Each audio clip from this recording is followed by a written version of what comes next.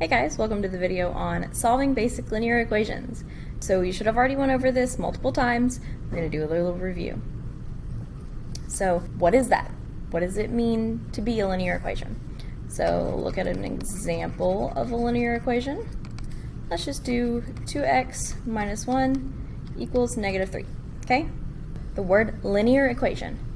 Linear just means that the highest exponent on x is 1. So if it doesn't have anything up here, it's 1. The highest exponent here is 1. There's only one x, and the exponent is 1. That's all it means to be linear. Word equation just means there's an equal sign. Okay, so something on the left is equal to something on the right. We have an equal sign here.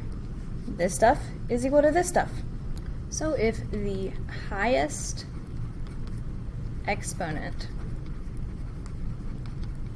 on x our variable, so the variable is just going to be the letter, is 1, and there's an equal sign, then you have a linear equation. Now what it means to solve the linear equation, we're just trying to move things around so that we figure out what x equals. So we have x is equal to some number. That's all we're trying to do. We're trying to figure out what x is. Really simple. So once we've moved things around and manipulated the equation until we have x equals some number. So we have x on one side of the equal sign and we have a number on the other side. So to solve, we are going to be using inverse operations. So operations are just like adding, multiplying, dividing, things that you can do with the numbers and the variables that you would do when you're looking at these kinds of things. So you can add things together, you can take things to an exponent, take the square root of things, those kind of things are operations. Inverse is a word for opposite. So inverse means the opposite operation, something that undoes the other thing. So if we add things, okay, and we want to get rid of them, we would have to subtract them. So if I give you 3 apples, I add 3 apples to whatever you've got. In order to undo that, I would have to take 3 apples or subtract 3 apples from your total. So because they undo each other, then they are inverses. If you're multiplying, then the opposite of that would be dividing. So if you take a number, say 1, and you multiply by 3, you're going to get 3. In order to undo that, you'd have to divide by 3. So 3 divided by 3 would give you 1. So if you have a number and you multiply by another number, in order to undo that, you're going to have to divide. So using these inverse operations, we are going to be able to take a linear equation like this and get it into a form like this in order to solve. So let's look at the first example. We have m plus 12 equals 10. See, it's not always going to be x whenever you're looking at the variable, and that's fine. So in order to check if it's a linear equation, we have to check and make sure the highest exponent is 1. Since it's m to the first, we're good. And then there is an equal sign. So everything is good. Now to solve, our goal is to get m on its own. Okay? So what is in the way? What's on the same side as m? We have this plus 12. So we want to get rid of the 12. Since it's plus, like we already talked about, we have plus and minus, and then multiplication and division. Since the problem's using plus, it's adding the 12. We're going to do the opposite, and we're going to subtract 12. But if we do that, then both sides are not equal. So like, for example, if we have 3 equals 3, and we just added 2 on this side, that would give us that 5 is equal to 3. And that's not the case. But if we have 3 equals 3, and we add 2 on both sides of the equal sign, that would give us 5 is equal to 5, which is still true. So in order to keep that equality, keep it the same on the left and the right of the equal sign, we have to do the same thing on both sides of the equal sign. Okay? Now we can simplify this. So if you want to write it out again, you can write it out like this. So we just write it out so that it's kind of up here together. It's going to be equal to the 10 minus 12. Okay, so we just put it up onto the same row. So we have m plus 12 minus 12. 12 minus 12 is going to give you nothing, so it's going to be 0. We have this equal sign, we're going to bring it down. 10 minus 12 gives you negative 2. And that's it.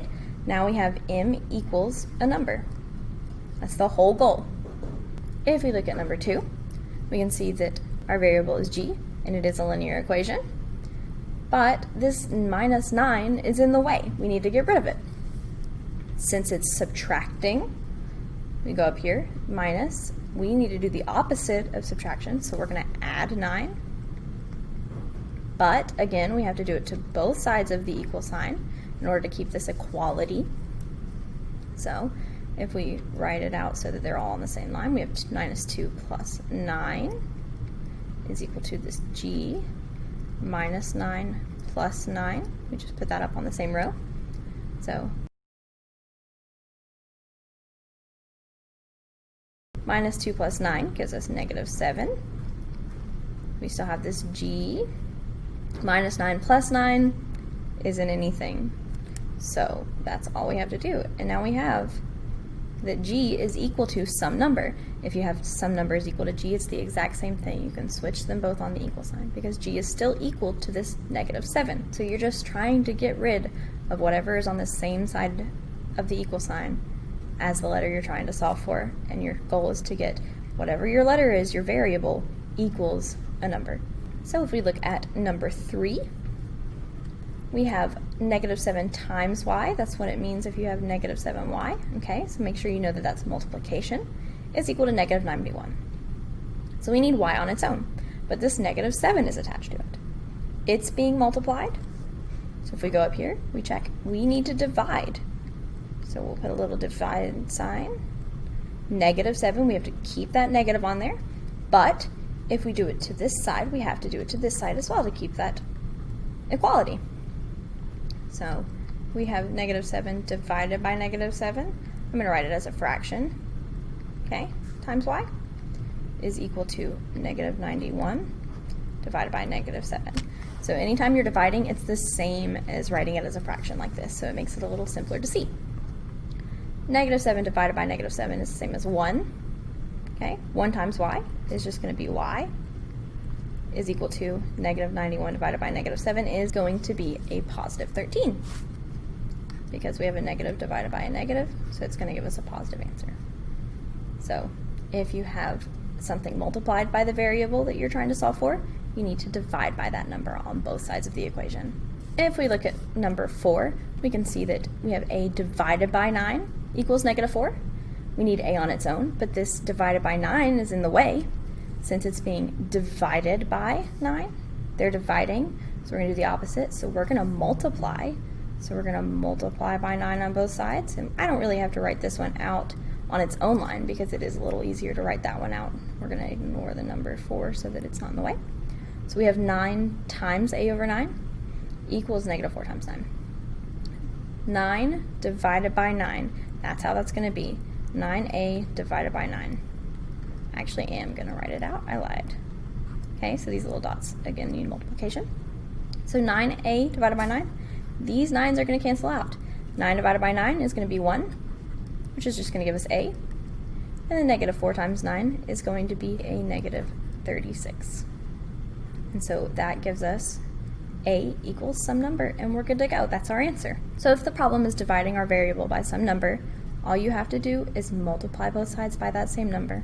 So in some of these problems, you're going to have fractions. I know that some of you are afraid of fractions, but you're going to get over it because I only accept fractions and not decimals. Decimals are not the exact answer, fractions are, and I want the exact answer. So fractions. In order to get rid of a fraction in these kinds of problems or undo the fraction, you're going to multiply by what's called the reciprocal. Okay? You're just going to flip it and multiply. So for this one, we have 2 over 3 times x equals 10. We're going to multiply, like it says, by the reciprocal. So if we have 2 over 3, we're literally just going to flip it and put 3 over 2. But if we do it on that side, we have to do the same thing on this side. So the 3's are going to cancel out and the 2's are going to cancel out, just leaving us with this x.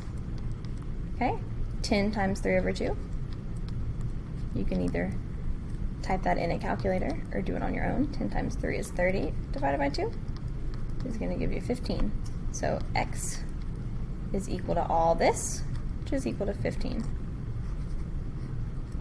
So if you have a fraction like that being multiplied, you're just going to multiply by the reciprocal. You're just going to flip it. So I'm going to let you do 6 on your own. I want you to try and do that one. So I'm going to go over number 7. If you have a negative number, you're still going to do the same thing. You're going to multiply by the reciprocal. You're just going to flip it. So you're going to flip it. It's still going to be negative. You're going to have 5 over 6, and you're multiplying, okay? Which I'm going to put that in parentheses so I don't mess up the negative sign. So we have to do the same thing on this side. We have to multiply by this negative 5 over 6. We have to make sure we do the same thing on both sides of the equal sign to keep it equal. So now, the negative signs are going to cancel out because negative times a negative is positive. The 5's are going to cancel out because one's on top, one's on the bottom, and it's being multiplied. The 6's are going to cancel out because one's on top, one's on bottom, and it's being multiplied. And it's just going to leave us with this k. Okay? We can just take 12 times negative 5. It's going to give us negative 60. We still have this divided by 6. Okay? Which is just going to give us negative 10. So, since k is equal to all this, which is equal to negative 10, k is equal to negative 10. So just make sure you multiply by the reciprocal. So you flip it, make sure you keep the negative sign. I want you to try number 8 on your own as well. So now we're going to look at two-step equations. This is more like the example I gave you earlier. So you're just going to follow these 2 steps. You're going to start out by undoing the addition or subtraction to remove the constant term. So the term without a variable. And then you're going to undo the multiplication or division, so like the 6 here, in order to remove the coefficient, which is just the number that's being multiplied or divided by the variable. Okay, so in this one, we're going to start by undoing the addition or subtraction. So we're going to get rid of this plus 8 because it's the one that's on the same side as the x, the variable we're solving for. Since it's plus 8, we're going to undo that plus with a minus 8. But we have to do it from both sides. So it's going to leave us with 6x plus 8 minus 8 is going to cancel. 50 minus 8 is 42. Okay, so simplify each step. You have to show your steps. After that, you're going to undo the multiplication or division. So we have 6 times x. Since it's multiplying, we're going to divide. So we're going to put a fraction line on both sides and divide by 6. Those will cancel out because it is 6 divided by 6, which is 1, times x gives you x. And then 42 divided by 6 gives you 7. And that's all you have to do. I want you to try this one on your own. And now I'm going to show you number 11. So again, we're going to undo the addition or subtraction first. We're going to look at the side with the variable, the letter. We have plus 9, okay? So we're going to have to subtract 9 from both sides. 13 minus 9 gives us 4 equals, we have this negative 4k.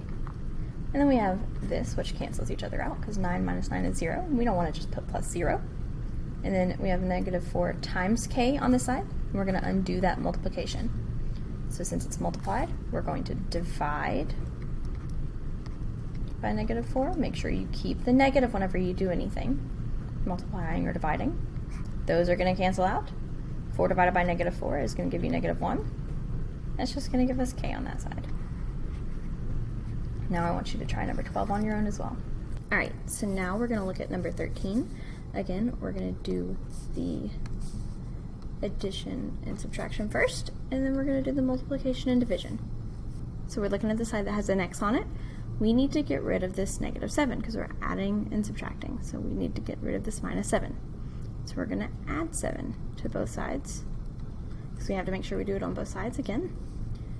Okay, so that's going to give us x over 2 minus 7 plus 7. It's just going to be 0. Equals 7 plus 9 is going to give you 16. Okay, so now we're going to use multiplication and division. Since it's x divided by 2, we're going to multiply by 2. So the 2's cancel. That's just going to give us x on this side. 16 times 2 is going to give you 32. So x is going to be 32. So you're going to do it the same way. And I want you guys to try number 14 on your own. And I'll go over number 15. So again, we need to subtract or add first. This is plus 22 since it's adding. We're going to do the opposite and subtract the 22, again from both sides. So we're going to keep that 3 over 5x because we didn't do anything to it. That's going to cancel each other out because 22 minus 22 is 0. 28 minus 22 is just going to give us 6. Now, we talked about this earlier. In order to get rid of a fraction that's being multiplied by the variable, we're going to multiply by its reciprocal. So we're going to flip it upside down, multiply by 5 divided by 3, multiply by 5 over 3 on both sides. These are going to cancel, giving us just x on this side. 6 times 5 is 30. We still have that divided by 3. So x is 10. I want you to try number 16 on your own. Just pay attention to this negative sign so that whenever you multiply by the reciprocal, you make sure you keep the negative sign again. I want you to try 17 and 18 on your own as well. If you have any questions, contact me and I'll be able to help you. So these ones you can tell are different. The whole thing on that one side with the variable is a fraction. If you have the variable as part of the fraction, then you're going to do it this way. So first, we're going to multiply or divide. This is dividing by this 8, so we're going to multiply by 8 on both sides. So we're going to cancel the 8's out, just leaving us x plus 11. Just going to leave what's on top of that fraction, equals negative 24. Okay, and then we're just going to go ahead and solve for x like we were. So we have x plus 11, so we're going to have to subtract the 11. Since plus and minus are opposites, we have to do it to both sides. Just going to give us x is equal to minus 24 minus 11, negative 35. Okay, so I want you to go ahead and try the rest of these. They all work exactly the same. Okay, so you're going to multiply by the number on the bottom. Make sure you remember the negative sign. And then you're going to get rid of the 5. Same thing over here. Multiply by the number on the bottom. Get rid of this number, multiply by the number on the bottom, get rid of this number. Try those ones on your own. Let me know if you have any issues. So once you're done with this, I want you to take a photo of the front and the back of the paper, or however you did it. If you just did it on a sheet of paper, that's fine. Just make sure you take a picture, upload this to Google Classroom under this assignment. This is how you're going to get credit for watching the video, and it's going to help me to see if you're understanding what's going on. If not, that's fine. I'll just help you with it more. Let me know if you have any questions on any of these or if you need any other help. Make sure you do the survey once you're done watching this video, and I hope you guys have a great day.